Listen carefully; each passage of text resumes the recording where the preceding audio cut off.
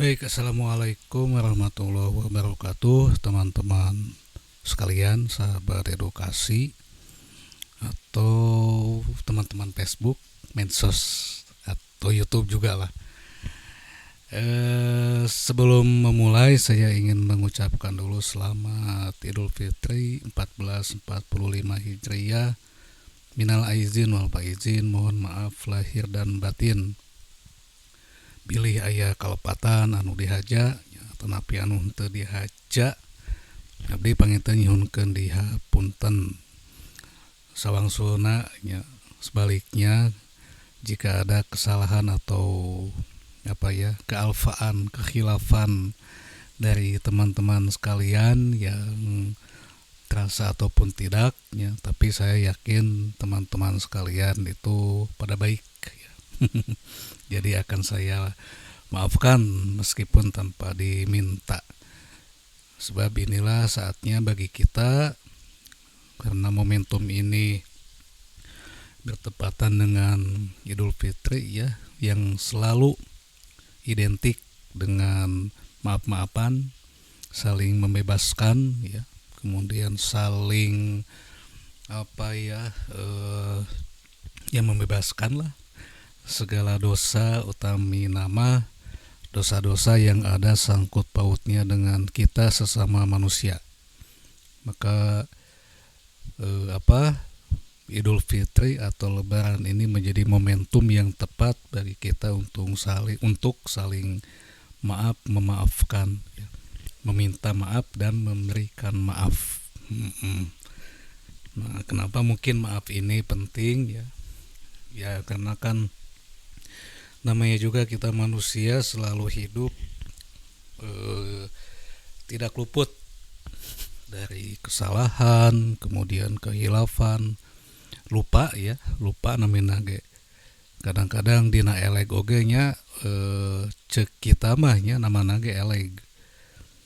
Kalau kata kita mah eta teh henteu menyinggung ya, tetapi ketika lawan bicara kita itu memang suasana hatinya atau suasana batinnya sedang bad mood ya, dapat saja yang kita sangka itu hanya sebagai guyonan atau candaan malah diterimanya itu sebagai sesuatu yang memang serius. Dan itu bisa menyebabkan hati luka ya.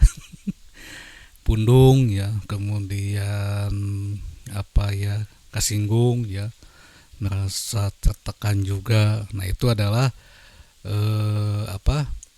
bentuk candaan kita ya, yang kita sangka sebagai candaan, padahal ketika lawan bicara itu memiliki kondisi atau situasi batin yang sedang tidak baik-baik saja, dapat saja candaan itu dianggap sebagai sesuatu yang seolah-olah nya. Nah itulah salah satu bahwa kita itu selalu lupa. Kadang-kadang kan sok kaleuweuhi nya. Komo di zaman ayeuna namanya sagala hal teh terlepas tina anu namina viral ya. Karena ingin viral, memvideokan teman ya yang sedang makan atau teman yang sedang melamun, kemudian ditambah dengan backsound, diedit ya oleh kita dengan backsound ini ya, itu itu bisa menyebabkan yang semula itu diniatkan untuk eleg-eleg ya atau canda atau guyonan malah menjadi sesuatu yang memang dipandang serius ya oleh teman kita ketika suasana hati teman kita sedang bad mood ya, atau sedang naonnya ya ada masalah lah. Tapi mungkin yang namanya candaan ya tetap ya itu sesuatu yang memang guyonan, namanya guyonan itu sesuatu yang sebetulnya bagi kita itu hal yang biasa-biasa saja, tapi tadi saya katakan ketika diterima oleh teman yang tidak sedang baik-baik saja suasana hatinya, itu akan dipandang sesuatu yang mungkin menyakitkan ya, kita mungkin akan memandangnya lebay ya. Tapi kita memang yang jelas mesti memperhatikan siapa lawan bicara kita dan sedang dalam kondisi bagaimana ya lawan bicara kita ini. Nah, ini momentum yang tepat bagi kita sebagai manusia yang selalu naonnya henteu luput nya tina kahilafan, tina sifat poho ya, hilaf ya, untuk saling maaf memaafkan. Tapi ulah kieu nya saling memaaf-maafkan ke angkele kumangke deui. Jadi yang namanya kalau cek si cepotna ulah kusabab maaf bisa dipenta tuluy kita itu sangeunahna membuat salah gitu. Itu kata si cepot ya. Nah, jadi sekali lagi ini momentum yang tepat bagi kita, apalagi bagi umat Islam ya, yang sedang merayakan Idul Fitri untuk saling membebaskan kesalahan-kesalahan baik yang dilakukan sengaja ataupun tidak ya. Lamun dina Sunda mah nu kahaja tanapi teu dihaja itu memang mesti dimaafkan dan kita memang mesti bisa memaafkan. Nah, memaafkan itu kan meminta maaf itu gampang katanya. Yang paling sulit itu memaafkan. Jadi teman-teman jika ada kesalahan ataupun kehilafan ya yang dilakukan oleh sahabat-sahabat baik melalui media sosial, media chatting ataupun langsung ya, ya insya Allah saya maafkan. Dan sebaliknya mungkin kesalahan saya pun mungkin satu naon ya sagunung ya menggunung lah ya mohon dimaafkan juga ya karena ya tugas kita di dunia ini gitu ya yang paling penting itu membangun komunikasi yang baik. Nah begitu baik dalam suasana Idul Fitri 1445 Hijriah ini saya akan mengupas satu fenomena sosial yang memang biasa kita alami setiap tahun ya. Mungkin untuk umat Islam saat ini kita sudah merayakan Idul Fitri yang ke 1443 ya. Karena kan kewajiban puasa ini diperintahkan ya oleh Allah itu pada tahun kedua Hijriah. Itu kalau tidak salah ya. Nah, kita akan mengupas fenomena sosial, bagaimana situasi, kondisi ataupun kisah lah. Kisah Idul Fitri di tahun ke tahun ya. Dari mangsa ke mangsa. Tahun 80 sampai abad milenial ini ya. Abad milenial atau ya milenial ini sebetulnya milenial kedua ya atau milenium kedua ya di tahun 2000 ini kalau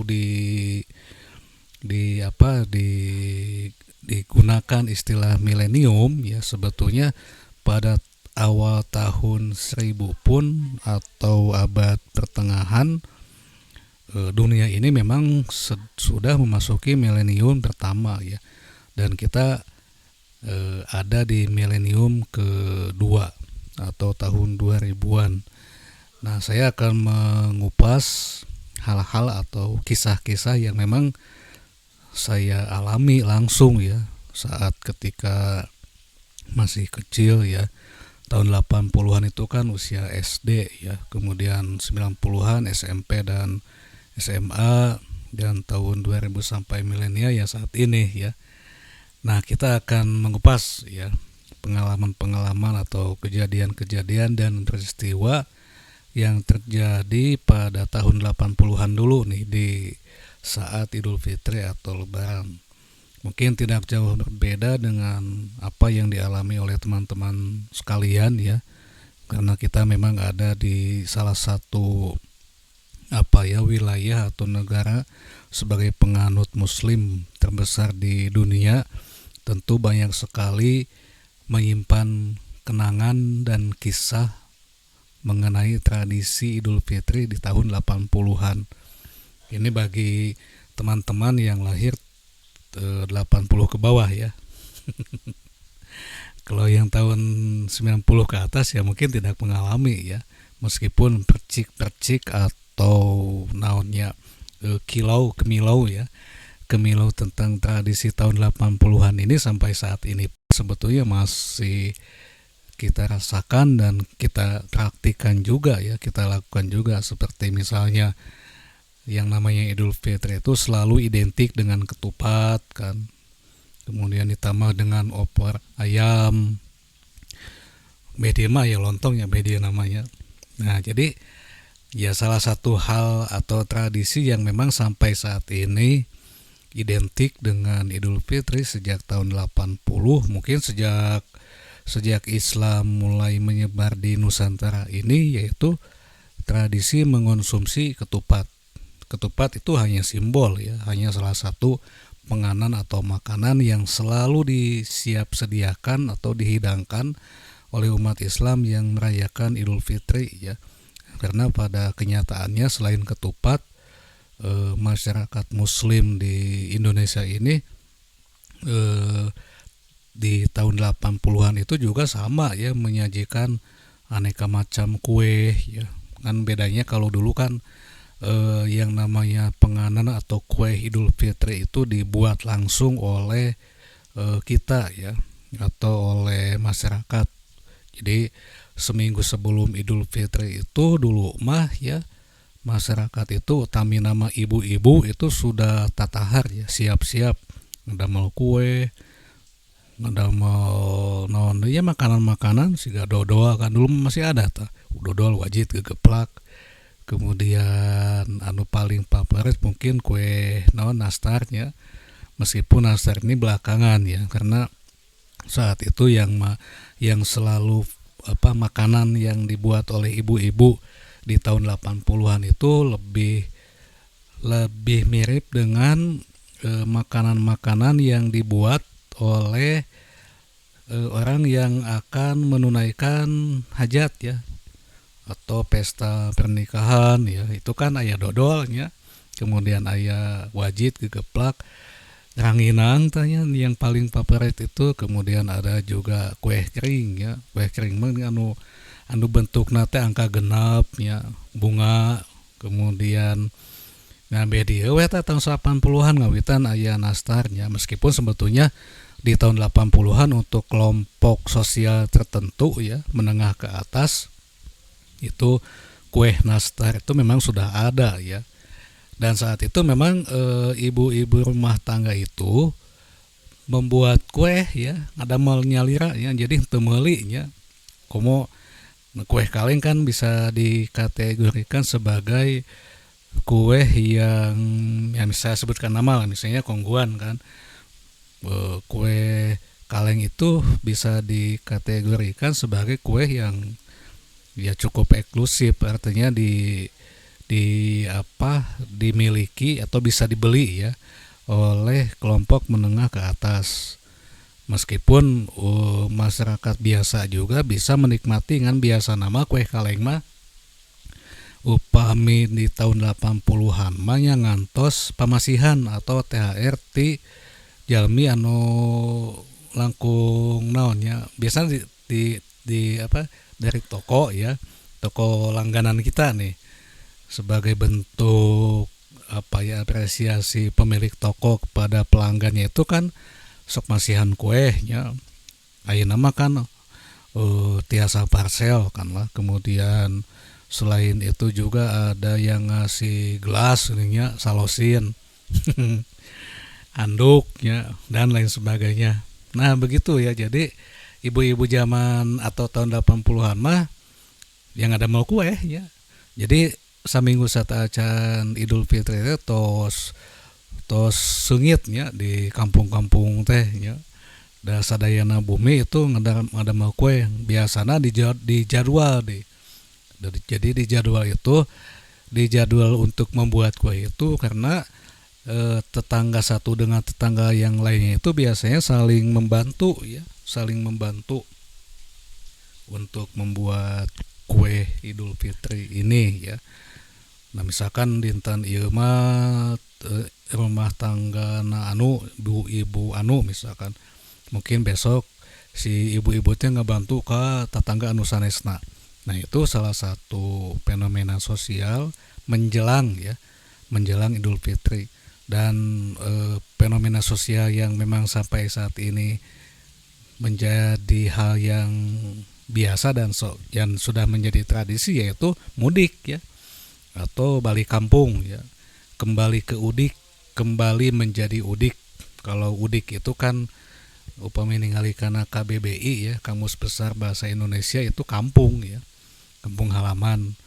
Nah, kabeh dienakeun weh istilah udik ini mengalami yang namanya peyorasi ya.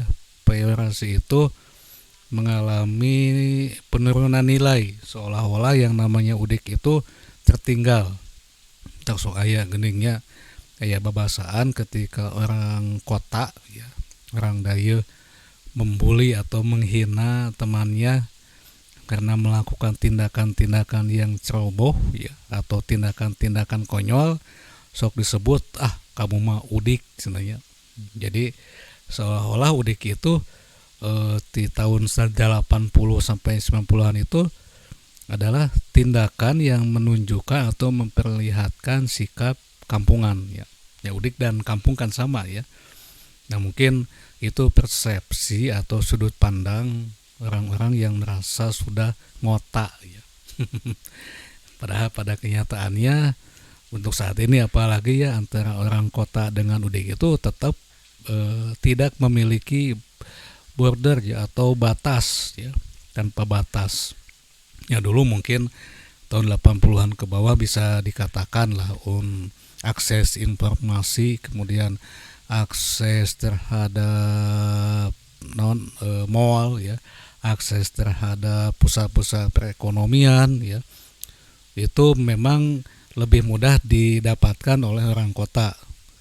Tapi sampai saat ini ya, orang kampung pun itu sudah banyak yang memiliki pusat-pusat perbelanjaan di wilayahnya. Bahkan untuk mengakses informasi saja saat ini di zaman internet itu sudah sama ya. Kita mungkin dulu akan tertinggal info terkini tentang kejadian di satu tempat, dan kita hanya bisa menontonnya melalui televisi atau mendengarnya di radio. Tapi saat ini kan info-info atau kejadian-kejadian dan peristiwa yang terjadi di tempat-tempat lain sudah bisa kita akses. Jadi sudah tidak ada perbedaan yang signifikan ya antara orang kampung dengan orang desa. Hanya mungkin kalau orang kota itu kan lebih dekat ke pusat-pusat perekonomian ya, ke mall misalkan. Orang kota kan kedang ngajugjug heula ya untuk sampai, orang kampung kedang ngajugjug heula untuk sampai ke kota. Nah, tapi mudik itu ya sebetulnya kembali ke kampung halaman itu memang menjadi tradisi lebaran ya di tahun ke tahun. Bahkan saat ini tahun 2024 ini jumlah pemudik itu sudah mencapai 1,8 juta kalau tidak salah ya. Nah, jadi dulu juga untuk kampung saya nih ya, kampung saya itu biasanya yang mudik ke kampung saya itu ya orang-orang yang memang mencari nafkah di ibu kota ya, di Jakarta. Wih deui kan.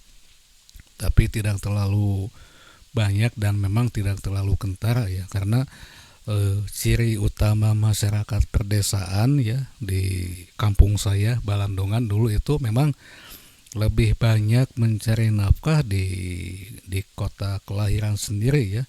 Untuk orang yang bekerja di ibu kota pun itu memang biasa, ada yang pulang 1 minggu sekali ya, kemudian ada sebulan sekali ya, karena memang Jakarta dengan Sukabumi ini masih dikatakan relatif dekat lah. Sama dengan kita jaraknya itu ke pusat ibu kota provinsi atau Bandung. Nah, jadi tidak terlalu signifikan ya orang-orang yang mudik ke kampung halaman saya saat itu. Ya, mungkin yang mudik betul-betul mudik itu karena memang teman-teman saya ataupun orang kampung atau orang lembur ya, memang membangun rumah tangga dengan orang lain ya yang ada di kota-kota lain. Ketika kembali ke kampung itu dikatakan mudik. Nah, jadi mudik memang menjadi fenomena sosial dan satu tradisi yang mungkin hanya ada di Indonesia,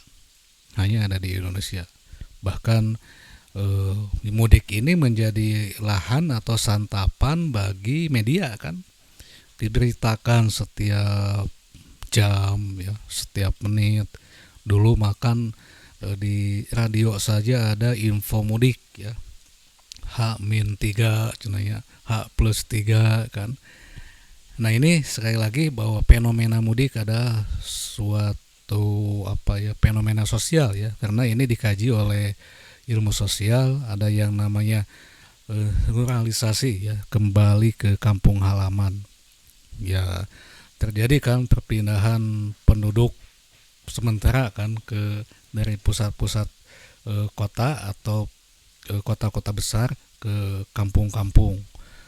Nah, tentu saja fenomena mudik ini ya dalam skala besar ya akan membawa pengaruh juga bagi masyarakat setempat untuk tahun 80-90-an ya. Untuk saat ini mah ya tidak, saya sudah katakan bahwa tradisi ataupun perilaku manusia kampung dengan manusia kota itu tidak jauh berbeda ya. Untuk saat ini mah orang kota Facebookan ya, di kampung ya Facebookan ya.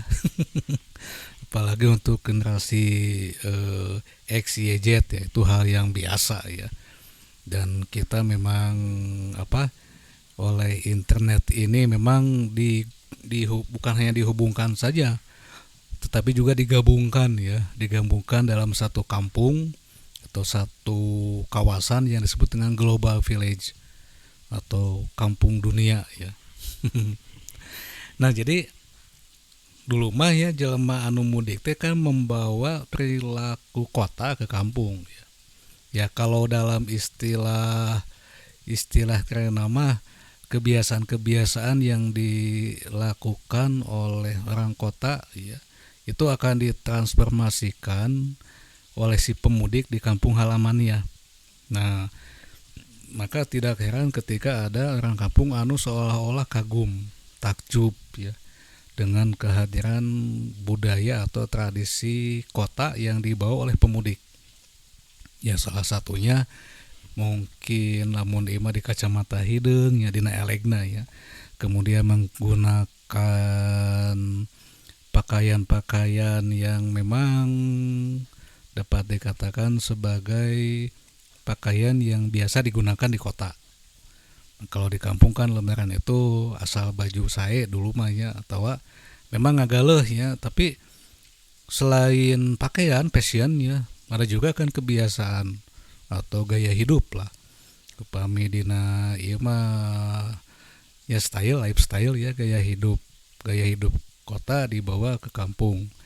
Misalnya di dalam cara bertutur kata kan, itu kan memang saya tidak mengerti juga ya, memang ada tipikal manusia atau orang yang ketika dia itu tinggal lama di Jakarta ya atau lama-lama tinggal misalkan 6 bulan atau 1 tahun tinggal di Betawi, kemudian mudik ya ke kampung deui, itu seolah-olah sulit sekali mengubah kebiasaan dia melafalkan kata-kata atau menuturkan bahasa ya.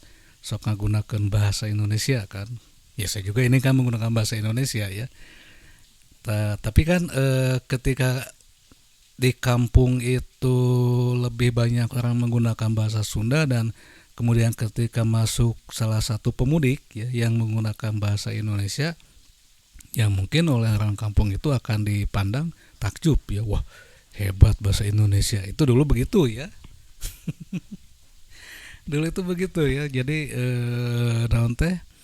lifestyle ya, itu lifestyle. Nah begitu ya. Bahkan mungkin ada yang sok kacaletot menggunakan bahasa Betawi ya, lu gue ya. Nah begitu ya, itu mudik. Ya mudik memang fenomena yang sampai saat ini selain menjadi fenomena sosial juga mungkin menjadi masalah sosial juga ya. Ketika pengaturan atau penataan dan penertiban arus mudik itu tidak dilakukan secara bijak dan secara tepat ya. karena kan yang namanya pemudik pasti menggunakan fasilitas transportasi ya. Jalan yang dilalui juga kadang mengalami kemacetan karena terlalu banyak pengguna kan. Nah makanya disiasatilah oleh pemerintah itu. Makanya pemerintah kan menggunakan ada H-7 ya H+7 itu sebetulnya upaya untuk menertibkan agar pemudik itu kembali ke kampung halaman atau kembali ke kota itu secara tertib ya. Supaya si pemudik juga menganalisa oh geningan H-7 mah masih kene langka ya anu ngagunakeun jalan. Nah begitu makanya mesti tepat lah, jangan sampai kita terjebak macet. Dan kebiasaan mudik di kita memang saat ini ya, kalau dulu kan mungkin pemilik kendaraan roda 2 ya sepeda motor ini itu masih langka, tapi saat ini kan hampir setiap penduduk itu memiliki 1 sampai 2 sepeda motor.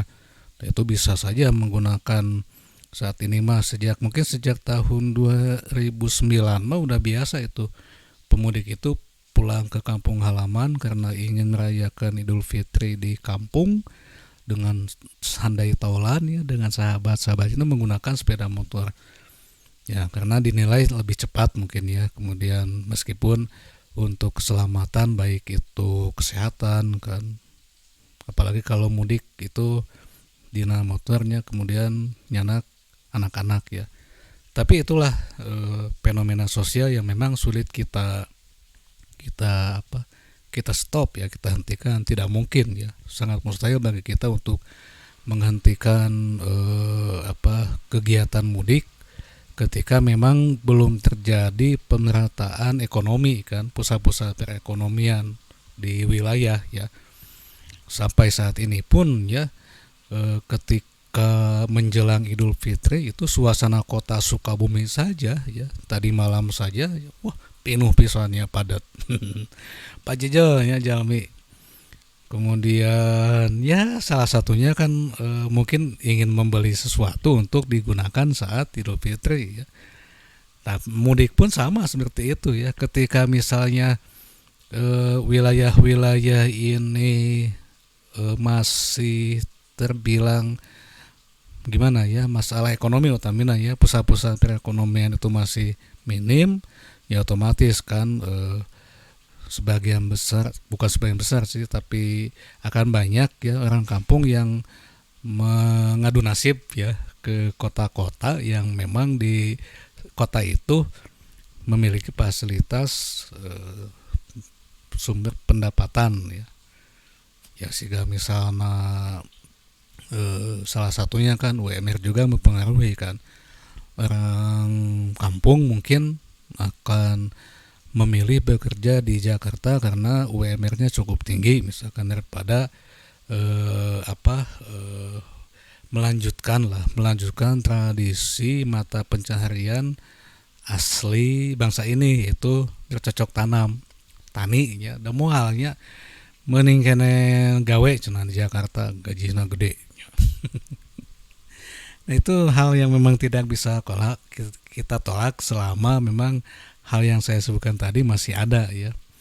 Nah kalau dulu mungkin, atau yang kedua mungkin kita memang mesti mengubah pola pola kebiasaan ya. Dan sulit sih sebetulnya mengubah pola kebiasaan karena kita memang sudah terjebak di zaman pragmatis dan materialistis ini ya. Kenapa mungkin ada yang bertanya kenapa anak-anak petani itu tidak mau tani lagi ya, karena alim bebelokan kan. Alim bebelokan itu dipengaruhi oleh iklan di kita kan. Salah satunya nih alat-alat kosmetik itu ingin kulit itu mulus putih ya. Alim hidung ya, kemudian alim naon upami sampean seueur akaran teh heurik ya. Nah, iklan-iklan kan gitu. Timimiti lotion, kemudian pelembab ya, pemutih ya. Nah, anak-anak petani tidak ingin begitu ya. Yang kedua, eh, penghasilan tina tatanen teh tina hasil pertanian memang dapat dikatakan masih cukup minim lah. Sampai saat ini kita selalu dihadapkan oleh masalah yang dihadapi oleh petani ya. Ketika musim panen tiba itu kan dijual semuanya. Kemudian petaninya ngagelebeas ya, ke mana ke warungnya. Nah, begitu. Itu mudik ya. Jadi mudik juga itu ternyata tahun 80-an mah membawa dampak bagi masyarakat yang ada di kampung ya. Nah, kemudian selain mudik, kemudian kebiasaan-kebiasaan yang ya panjang pasti lalakon ya. Jadi mungkin akan saya bagi menjadi beberapa sesi. Ini tahun 80-an dulu lah. Setelah mudik nih, biasanya anak-anak di kampung itu sebelum memasuki Idul Fitri ya, utami nama saditen saat acan Idul Fitri biasanya sok ngadulag nyundut pepetasan, kemudian malah ada yang sengaja itu ngalah gombong ya untuk membuat bedil lodong ya, atau bedil sundut ya, bedil sundut. Dan biasanya sok aya ieu eta teh aya kangkahna atau ada yang naonnya sebut nate gegedugna lah. Gegedugna itu yang menyiapkan karbit itu mah aja meuli ka kotanya. Kan dulu mah ya yang menjual karbit itu selain di toko bangunan ya, dulu masuk disebut toko besi cenah ya, TB-nya pada toko bangunan jenis toko besi yang biasanya dijual nanti tadi toko bangunan atau di itu di caket eta tah aya nama anu Jalan Kapten Harun Kabirnya anu rel kereta api itu caket tukang peuyeum dulu mah dinya teh ya tukang peuyeum cuek geuning nya tepali dinya nya. Nah aja nya jadi pas setelah bahkan sebelum adzan maghrib dikumandangkan sebagai tanda buka puasa, kemudian di masjid anak-anak itu sudah mengumandangkan takbirnya, itu bedil lodong disudut pating beleduknya ya. Bahkan tiap kampung dengan kampung teh sok sari tojokeun ya. Sari tojo itu seolah kita itu sedang saling berhadapan terang terang ieu tah bedil lodong ya. Nah, begitu. Saat ini juga masih ada di wilayah-wilayah tertentu yang membiasakan nyundut bedil lodong itu di malam takbiran ya. Ngadulag juga lah itu sudah hal yang memang biasa sejak dulu. Ada yang mengatakan ini mah melenceng dari bahasan ya. Tapi kita mesti menjelaskan juga ya. Ada yang mengatakan itu bid'ah katanya ngadulag. Ya, tong dianggapnya artinya memang tradisi. Namanya juga tradisi ya tidak bid'ah lah. Karena yang namanya bid'ah itu melebihi atau mengurangi dalam hal-hal pokok ya. Dalam hal ibadah ya. Nah, jadi sekali lagi saya tidak akan mengupas itu bid'ah atau tidak terlalu dalam. Yang jelas bahwa tradisi apapun yang ada di kita ini memang hal-hal yang sifatnya selalu dinamis ya. Dinamis dan memang kalau kita mengatakan itu mata dicontohan ku Nabi ya, Nabi itu kan tidak perlu memberikan contoh kumaha ngadulagnya, kumaha Facebookan ya, kumaha naon teh, kumaha ngadamel akun IG nya. Itu kan hal-hal yang menurut Nabi kan kamu lebih paham dengan urusan duniamu ya. Ya kalau masalah-masalah ibadah ya, kemudian masalah-masalah praktik-praktik etika, etis itu pasti oleh Nabi dicontohkan ya. Dan memang tidak semuanya ya, tidak segalanya. Meskipun ada pandangan bahwa Nabi adalah contoh dalam bersikap, contoh dalam melakukan ibadah ya. Tapi lamun misalkan ngadulag sudah disangkut pautkan dengan ibadah atau dengan ibadah mahdoh ya. Dan ngadulagnya sebetulnya nama ibadah ketika tepat ya. Maksud tepatnya untuk membangunkan orang, untuk menginginkan kungadulag itu ya, kungadulag itu akan mengingatkan kita pada momentum bahwa kita ini akan menghadapi Idul Fitri. Kemudian bahwa ngadulag itu adalah satu tanda bahwa kita akan meninggalkan bulan puasa, bulan Ramadan. Nah, bagi orang tertentu yang memang telinganya itu sudah biasa setiap malam Idul Fitri itu aya nu ngadulag, itu akan menimbulkan efek keharuan ya. Bahkan bakanineng ya, kemudian waas, dan itu akan menjadi nilai ibadah ya, karena akan mengingatkan kita pada masa-masa yang lalu, kemudian mengingatkan juga pada kenangan-kenangan selama bulan puasa ya, kenangan-kenangan selama Idul Fitri, dan dampak yang lebih baik itu akan mengingat bahwa kita sebagai hamba masih banyak sekali kekurangan yang dimiliki oleh kita selama bulan puasa tahun ini. Nah, itu kalau kita berpikirnya jernih atau berpikir secara holistik bahwa segala sesuatu itu memang selalu memiliki dampak baik bagi kita dan bagi kelompok sosial masyarakat. Nah, itu ngadulag ya. Kemudian selain ngadulag kan dulu kalau anak-anak tahun 80-an mah upami sasi bukan sasi Idul Fitri itu sok ameng ka kotanya. Kusabab dibekelan ya, atau mungkin ada anak-anak yang selama bulan puasa itu menabung dina ceng-celengan ya. Nah, dibuka itu kan menjelang Idul Fitri terus diniatan eta teh dina waktuna lebaran akan main ke kota, ulin ke kota, ke Kapito main dingdong. Bahkan ada yang nonton bioskop segalanya, lalajo ngami ayam ya. Nah, ini kan unik ya, membeli mie ayam kemudian memakannya di tempat tukang dagang mie ayam eta menggunakan sumpit kan.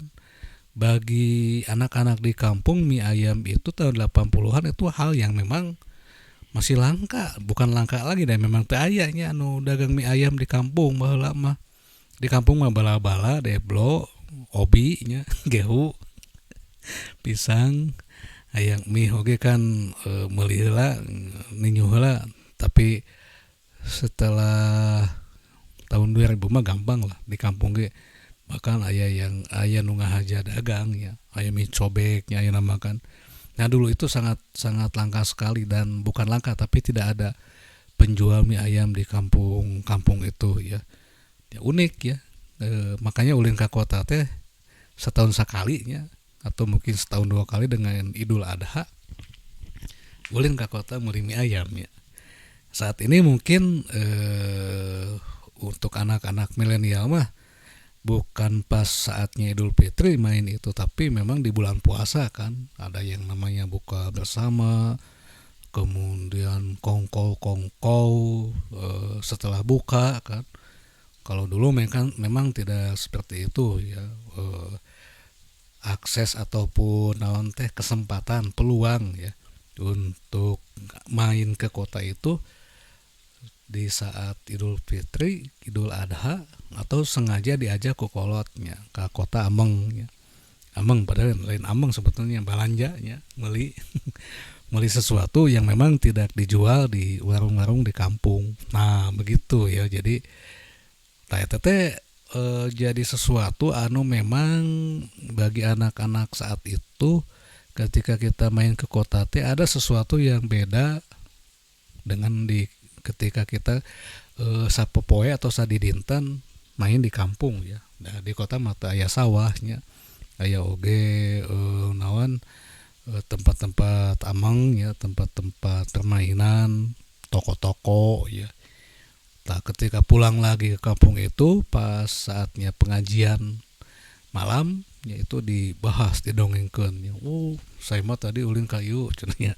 Padahal sebetulnya saya dengan teman-teman yang lain itu sama-sama main ke Kapito tapi didongengkeun deui nya. Nah, setiap anak itu memiliki kisah masing-masing ya, karena anak-anak di tahun 80-an ini karena kita terbiasa membangun imajinasi melalui apa yang kita lihat, apa yang kita simak ya. itu membangun imajinasi, kemudian membangun kekuatan pikiran untuk menceritakan sesuatu itu berdasarkan pandangan masing-masing anak. Nah, saat ini mungkin kita itu seolah-olah ya saat ini mah anak-anak teh dibangun oleh persepsi yang sama. Kita selalu banyak mengatakan begini, kita samakan dulu persepsi ya. Kita samakan dulu ide, kita samakan dulu gagasan. Ya sebetulnya tidak bisa begitu ya.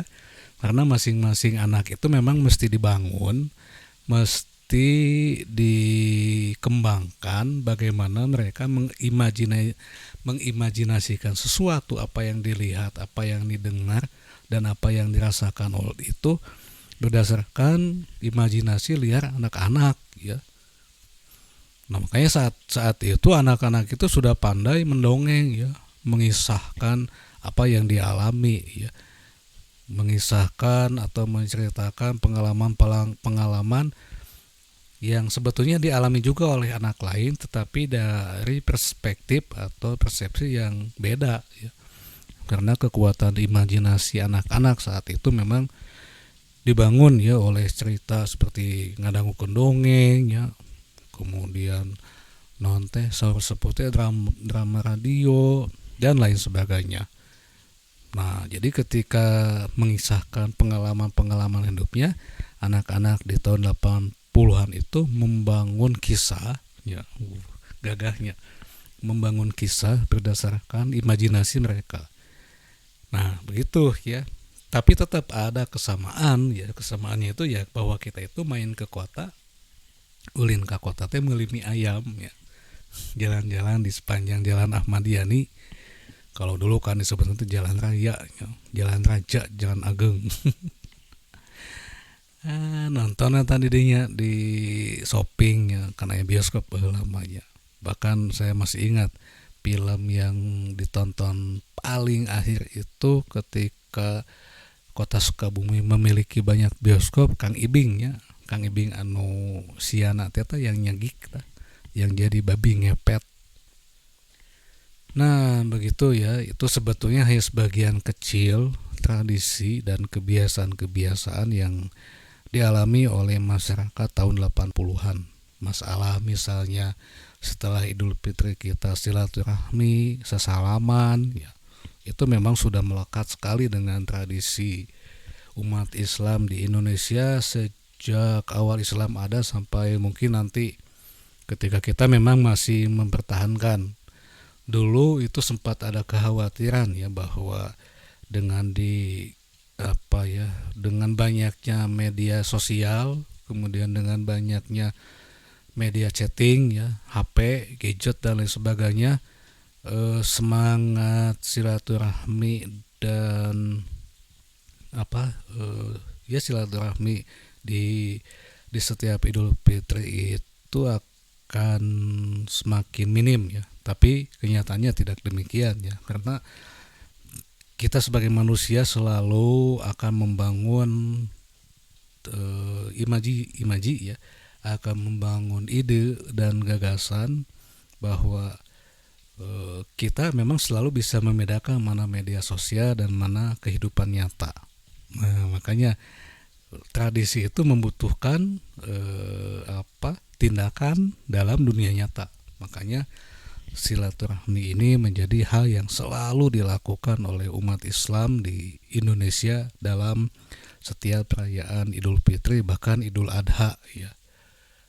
Itu hal yang baik yang patut kita pertahankan. Jangan sampai tradisi-tradisi yang sudah kita bangun ya, sudah dibangun oleh masyarakat dan oleh leluhur kita itu dipupusti, kemudian kita hilangkan dan suatu saat nanti ketika kita kehilangan tradisi-tradisi yang saya sebutkan tadi, tentunya kita akan menyesal ya. Sigakil lah, saya ambil contoh. Ketika ada yang mengatakan bahwa menyimpan atau ngadulag di masjid itu bid'ah, lalu banyak yang tidak melakukan itu karena takut ya yang disebut bid'ah, Bid'ah cenanya, bidengah cenah cek barudak mah. Bid'ah, kemudian si bedug itu tidak ada di masjid-masjid. Suatu saat nanti bedug itu malah diambil, maaf, oleh keyakinan lain. Misalkan orang Kristen itu memakai bedug di gereja, meskipun misalnya tidak mungkin ya, bisa saja misalnya suatu saat nanti nih. Kemudian umat Hindu itu menyimpannya di pura, kemudian Buddha di vihara, kemudian umat Islam di masjid-masjid tidak ada bedug, komplain kayak, nah itu makan tradisi Islam cenanya. Kenapa bedug ada di tempat ibadah orang lain? Nah, jangan sampai seperti itu. Mending kene ya, tradisi yang bagus, yang baik ini kita jaga. Saya ambil contoh nih. Dulu itu tahun 80-an setiap sholat Jumat itu pasti sebelum azan itu nakal bedug ya, atau sebelum azan itu sebelum sholat, sebelum khutbah ya, itu nakal bedug.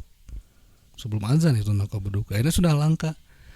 Tapi di Pemda itu masih dilakukan loh. Di Pemda Kota Sukabumi ya, setiap sholat Jumat itu ada nabuh bedug dulu ya.